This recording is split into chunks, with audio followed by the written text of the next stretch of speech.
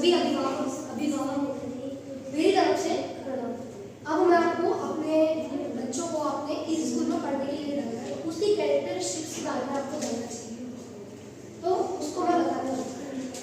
सबसे पहली बात तो ये पढ़ेंगे, या फिर अगर आप रैंकिंग से ही देखें तो ऑल ओवर इंडिया में EWS रैंकिंग में हमारा स्कूल नंबर 1 पे है, और उसके साथ पूरे एमपी में टाइम्स ऑफ इंडिया में पूरे एमपी में हमारा स्कूल फर्स्ट नंबर पे बताया गया। अब इसकी क्वालिटीज क्या है और ये क्यों होता है? सबसे पहले तो हमारी जो प्रिंसिपल मैम है आदरणीय श्रीमती रेखा शर्मा, वो अपने बच्चों को अपने जैसे आप असेंबली में देखते हो तो वो बोलते हैं, जब भी वो स्पीच देते हैं, मेरे प्यारे बच्चे और मेरी जान, तो जो अपने बच्चों को ही अपनी जान समझता है, अपने स्टूडेंट्स को, तो आप समझ सकते हो कि उस व्यक्तित्व को अपने लक्ष्य तक पहुंचने में ज़्यादा टाइम नहीं। तो इसी वजह से EWS रैंकिंग में ऑल ओवर इंडिया में पूरे गवर्नमेंट स्कूल में हमारा स्कूल सबसे नंबर 1 पे। अब बहुत सारी एक्टिविटीज भी यहाँ पे होती है, जैसे कि music, dance, culture, debates, speech, NCC जैसा भी रोल भी है। उसने भी बताया कि NCC में वो नेशनल कैडेट कोर्स के लिए होता, वो भी क्या करेगा।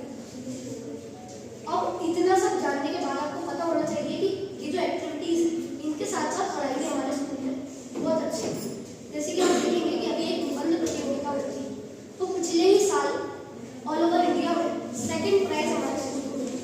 और हमारे यहाँ के बच्चे ना बोर हो जाते हैं असेंबली में सुनते सुनते कि आज इसको गोल्ड मेडल लगा, आज इसको सिल्वर लगा। वो लोग यही बोलते हैं कि यार ये तो डेली का हो गया है, गोल्ड लगता है कि सिल्वर लगता है। और मैं बताता हूँ कि यहाँ पे जितने भी बैठे हैं और आए और चले गए, सारों के पास 50% बच्चों के पास गोल्ड सिल्वर एमपी और पूरे नेशनल। तो किसी अच्छी लीग से गोल्ड लगाना, इतनी अच्छी लीग से कि गोल्ड सिल्वर को उनके लिए कोई मायने नहीं रखता, जैसे उनके लिए नई रैंक बना दीजिए। इस लेवल का कन्वेक्शन हमारा स्कूल आपको और तो और अब आपका निर्णय है कि आप कैसा क्या करना है। आप जैसा जानते हो कि अब मैंने थोड़ी कैरेक्टरिस्टिक बताना चाहती हूँ, अब आपको लग रहा होगा कि स्कूल होता है ऐसा। तो हमारा स्कूल एक सेमी गवर्नमेंट स्कूल है, और उसके साथ साथ प्रिंसिपल मैम, वाइस प्रिंसिपल और सारे टीचर्स भी वो पूरी लगन से पढ़ाते हैं, और एक्सपीरियंस टीचर और ट्रेनी टीचर्स भी आते हैं। वो भी एक्सपेरिमेंट की होगा, अगर साइंस में तो एक्सपेरिमेंट्स के थ्रू संस्कृत, इंग्लिश, हिंदी में तो वोकैबुलरी और स्टोरीज बहुत अच्छे से समझाते हैं, जिसका सबको फायदा करना चाहिए। और बैंड भी हमारे स्कूल में, बैंड में सब प्रतीक है और भी बहुत सारे लोग हैं।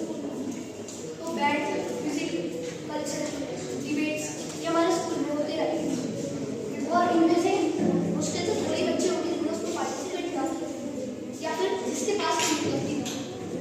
मैं भी म्यूजिक में रच अभी भी कंटिन्यू स्टेट तो बोर्ड है।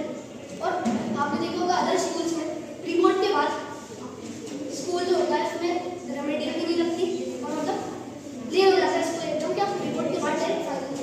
लेकिन हमारे स्कूल ने क्या किया, ताकि रिजल्ट और अच्छा हो, प्री बोर्ड के बाद भी क्लासेस लगे।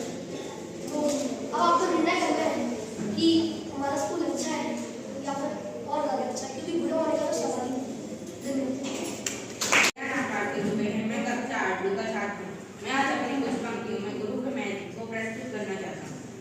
गुरु की कृपा से ही आज यह परिणाम आया है कि गुरु की कृपा से ही आज यह परिणाम आया है, जो ज्ञान उन्होंने दिया था उसी का यह अंजाम आया है। किताबों में लिखा अक्षर तो बस एक शुरुआत थी, किताबों में लिखा अक्षर तो बस एक शुरुआत थी, उसे अर्थ दिया गुरु ने, वही सबसे बड़ी बात थी। आपकी शिक्षा की जो बोया गया था उसका फल आज संसार के सामने आया है, कि आपकी शिक्षा का भी जो बोया गया था उसका फल आज संसार के सामने आया है। धन्यवाद उस समर्पण के लिए जो आपने हम सब पर दिखाया है। राह मिली गुरुवर से ज्ञान का दीप जला है, कि राह मिली गुरुवर से ज्ञान का दीप जला है। हर शंका मिट गई, हर शंका मिट गई हमारी, हर अंधेरा टला है। आपकी दी हुई सलाह सोने से भी खरी है, मेरी हर कामयाबी में छाप आपकी भरी